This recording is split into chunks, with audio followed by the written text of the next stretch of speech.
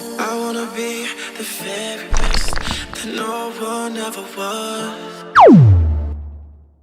Dahil ang nanay ko po is purong katutubong dumagat, tapos ang tatay ko naman po ay Bisaya. Kaya pag pinagsama po, Bisagat. Present dito, Bisaya. Yun sa mga homestay naman po, ano po yung mga ino-offer nila doon? Dito po sa homestay naman po, meron po tayo sa camp, makikita nyo po ito. Meron po tayo itong kasitas, dalaga. Ayan. Na gusto nyo pong pag-istayan po ng mga turista, na pwede nyo po siyang i-avail po kapag once na gusto nyo pong mag-overnight. May kasitas po tayo, dalaga, talahib.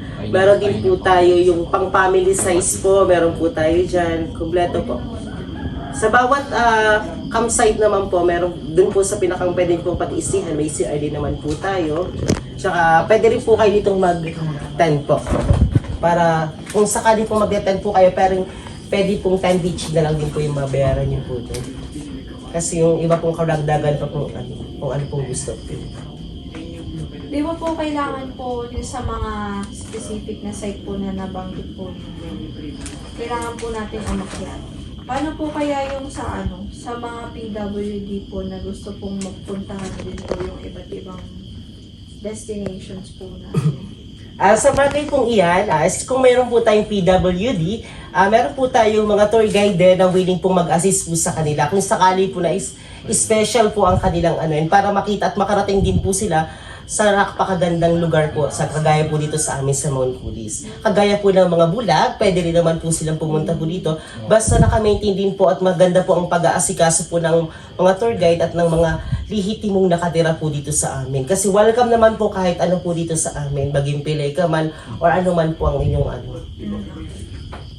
Yung dagdag ko rin po yung sa pagpapanatili po ng status nitong Mount Kulis na as ecotourism site. Meron po bang mga specific na standards and guidelines po na parang sinusunod yung mga workers around para po mas maayos? Ayun po, dito naman po, bali, nagtutulungan naman po ang maintenance tsaka po ang mga tour guide para malinis at maging maayos din po ang lugar, para maging maaliwalas at hindi po ito maging masira po. Or meron po tayong lingguhang paglilinis din po sa mga trail din po natin. About the career yung mga tourist, type of tourist. Anong klaseng tourist? Mga ano po kayang klaseng turista po yung mostly commonly pong dumadayo sa Mount Kulis?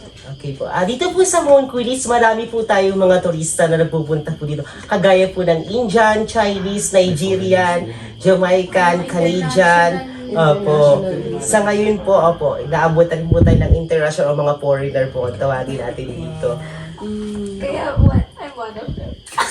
Bali sa ngayon naman po, karamihan din mga high school din or mga kagaya niyo pong mga estudyante. Kapag nagtutour po sa lugar na ito, ay hindi na lang din po sa mga animals or kung saan po sila mga nagtutour, pati nature tour po. Nandito rin po sila. Before po, meron po kaming guest na 70 plus. So, bali, sila po ay sa school ng Ateneo, mga English speaking po nung nakaraan. So, bali, nakakatuwa po sila kasi ngayon lang din po nila naranasan yung ganito. Tapos nagkaroon po sila ng knowledge or kaalaman sa lugar po ito kung paano po nabubuhay ang mga taong katutubong dumagat sa kabundukan. Dagdag ko na. Yung sa community naman po around Mount Kulis. Parang ano po yung mga nagiging paraan nyo para mas maengganyo sila po na mag-participate sa pag-maintain mo? Kasi po, sa ngayon din po kasi, bali, ang Mount Kulis, isa na rin po sa pangunahing hanap buhay din po dito or paggagay po ng mga local po dito, mga local guide po. Kaya para ma-maintain din po ang kagandahan ng lugar, is tulungan lang din po or bayanihan kung sa ating po para mas ma-maintain po ang kalinisan at kaayusan din po dito. May dumating po ditong mga, kunyari, yung mga program po na cleaning operation, ganun po. Sa mga program of operation naman po, dito naman po sa amin, bali halos tour guide lang din po, tsaka maintenance din po ang naglilinis. And then, kapag mga turista po, nag-tree planting po sila, mga volunteers. Tree planting. Sustainable practices. Yes. Since ano po, hindi ba po canteen po ito? Ano po yung mga local foods po na may pagmamalaki po ng Sa ngayon po, isa po sa ngayon po kasi bilang isang moderno na rin po dito, ang makikita po natin dito po sa restaurant po ng police is yung mga topsy-topsy pa po. Mga ganyan. Pero nagluluto din po kami dito ng mga especially po like yung mga gulay-gulay po. Isa po yan sa mga inaano din po dito sa aming mga katutubo. Ang masarap pong pagluluto ng mga gulay. Lalo po sa manggata. Ayan. And then yung mga gulay po, around the area. Po, dito lang din po siya pinipitas kaya fresh po siya. Farm. Yung sa ano po, since di ba po may nabanggit po kayo kanina yung parang sa bayanihan po, na ano po kaya yun ng mga tourists na parang nakakontribute po kaya sila dun sa bayanihan para po ma-maintain po yung business ng Bali sa bagay na iyan kasi hindi natin maiiwasan din kasi may mga turista po na pasaway. Totoo po yan. Sa pagkaganon po ang napunta po sa ating mga guests is malaking pangunawa din tsaka lawakan din natin yung natin, kaisipan na pagpasensyahan, ganyan kasi hindi naman lahat tayo ay perfecto, talagang hindi rin maiiwasan na. Minsan kasi may mga pasaway talaga, basta-basta na lang din nagtatapo ng basura, kahit pinagsabihan na nandun na tayo sa orientation tsaka sa briefing. Ganun talaga. Yung mga tour guides po is DOT ano rin po sa Ang mga tour guide po dito is puro lihiti mong taga rito po nakatira, local po. Meron So, po, approved naman po kayo ng LGU, ganun po. Opo. meron din po ba kayong parang training programs para sa mga tour guides niyo? Meron po. Tour guide. Yung ano naman po yung kulang na dapat kong i-develop pa sa mga tourists? Sa gayon po, wala naman ako siguro proper uniform. Ano pa? Yung mga ganun. Sa mismong site po, yung mga dapat i-develop. Sa site naman, siguro mas mabago. Sa mga like yung, kasi sa ngayon kasi medyo Pinakalawak. i-renovate na siya ulit ng panibago. Something, Rejuvenation. Nakapag-run niyo po ba yung dami ng tao po dito pagka Sa ngayon po kasi kapag weekdays po kasi is naka-maintain talaga yung taong pumapasok. Pero pag long weekend naman, so maintain pa rin. Madami siya siguro sa 100 plus ganyan. Pero hindi kagaya ng dati po talaga na overcrowding? hindi naman. Kasi before din kasi nung sumapit yung pandemic natin, dun mas lumakas din po kami lalo na po nung dumating po dito ang provincial po ni Coco Martin tsaka biyahe ni Drew. Ayan, so nai-endorse po nila ang Mount Coolies. Simula din nung nag-shoot po dito si Mr. Digdong Dandes sa Amazing Campo. Ayan. So bali, nakatulong po yan sa amin. Bali, puwapasok po sa amin is nasa 1,000 plus po before. Hindi po ba dito yung PBB rin po? Diba?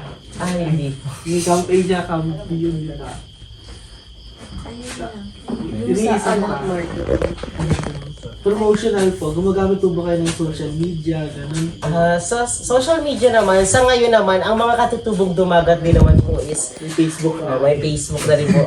Moderno na rin po sila. Sa pagbebenta naman po, or kung tinatawag natin is barter po. Tama po ba ako? Barter. Sa pagbebenta naman po is talagang din kami. Mula sa pakikipagkalakalan sa mga tao. Ano po yung bukod po sa pandemic, yung biggest challenge po na na-face ng mga tourists? Para po sa amin kasi dito kasi parang yung pandemic kasi, totoo lang napakaraming nahihirapan ng pandemic.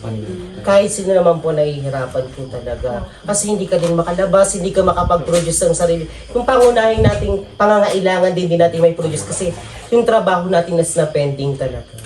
Diba? Minsan doon pag sumasapit yung panahon na magkakaroon tayo ng depress kasi hindi tayo nakakalabas yung mga bagay. Pero dito naman sa amin is okay naman kasi basta masipag ka dito sa aming lugar na ito, mabubuhay ka. Totoo, yan. Lalo magtanim-tanim ka lang dyan. Kaya nga noong mga panahon ng pandemic is ang pangunahing naging libangan din ng mga tao is ang pagtatanim po or mga plantita, plantito, di ba? Yung mga ganon. Hanggang sa kahit sa paso, nagkatanim na din sila ng mga halaman.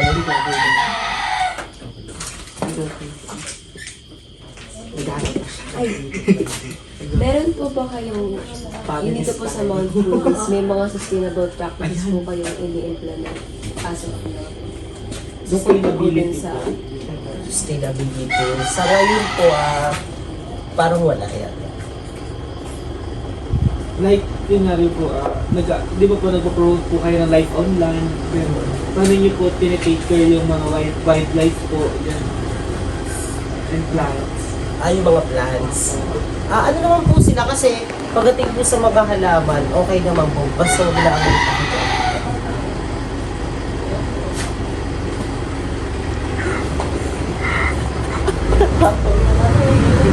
Okay na, okay. Baka ganun, magtanong. Pero pwede naman po kayo magtanong at Ako sa taas po. As may video po tayo. Kasi pwede tayo umuwi. Nagawa po kasi kami ng Paper po ninyo, tsaka May napunta rin pong mga students dito. actually, ngayon ako napasubok sa ganito or question. Pero Pero dali ka mo sumagot. Appreciate po namin. Thank you Sanay sa na sanay interview. na ang gabi. Thank you so much. So, bali, pagkakot sakali po na mamaya po, mas marami po tayong tatalakayin pag tayo tumaas na. Magdadi na lang din po kayo ng video habang tayo po is tumataas. Mula po sa mga uli po ng mga wilding po dito sa atin. Sa kayo, hindi talaga ako ready pero at least sasagutin ko ng maayos. Mga po ay super Thank you. Thank you rin po. Sige pa kung ano po. Oras po kayo? Siguro po mga Mga 5:30. 5. Mga 5:30 tayo lalarga. It's 4:30 pa lang. So, bali,